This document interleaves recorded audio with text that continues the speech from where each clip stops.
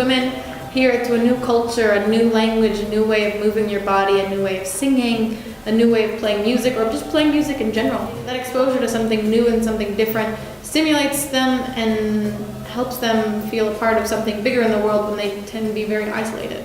As a general impact, I think it's super important to have capoeira classes because the women in my classes are mothers. They are strongholds for their families as mothers. The mother is such an important part of an Arab family, of a Syrian family.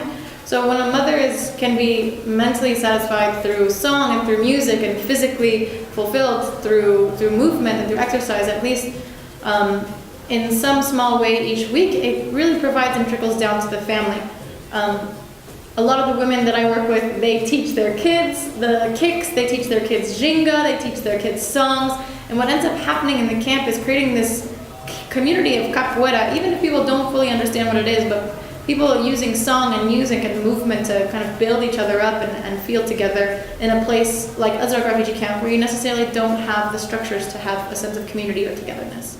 It also builds a lot of leadership I think within the communities of girls, like especially young girls, having someone to motivate and develop that leadership in a young girl is super important, especially in a context like the refugee camp. I have one girl that I'm teaching right now who she's super enthusiastic about capoeira, super enthusiastic about the songs, and I hear her when I'm not teaching, leading groups of girls in song. She's memorized a lot of the leading parts of a capoeira song, because a lot of capoeira songs, well, all capoeira songs are call and response. She's learned the calls, and you can hear her singing "Hello Coco" while 30 girls around her are singing "Katarina." It's amazing because in the class she's a leader, but outside the class she's also developed herself as a leader amongst the girls. And even though they're her peers, I can see her becoming a very positive role model for her peers. I've been working with her one-on-one so that she can be an inspiration to her community and to other women around her who see her as a role model. In capoeira and also in other aspects of her life as it changes through capoeira. Capoeira is a very inclusive sport that allows everyone from any age, gender, religion to play together.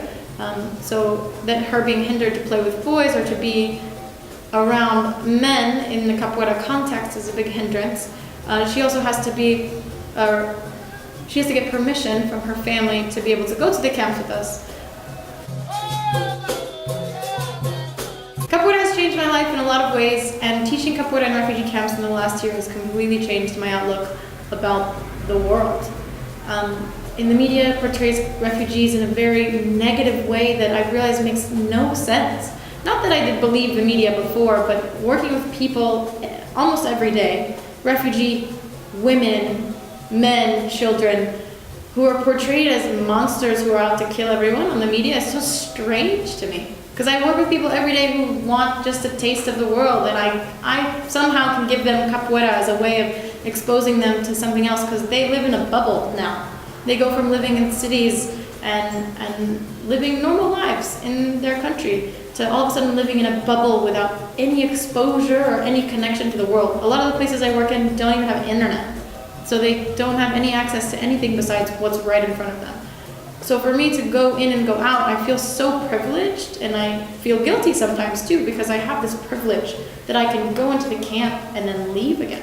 I feel like I'm obligated to use my privilege to help them through what I can, which is sport and music and capoeira, but also to expose people on the other side of the coin to what normal people are like in a refugee camp, because that's what it is.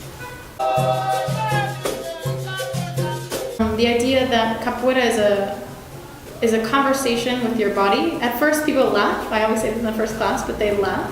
And then they realize after a few classes how they can communicate with another person using their body language, and a lot of times they take it home with them and they teach their family members and their children, which is really beautiful.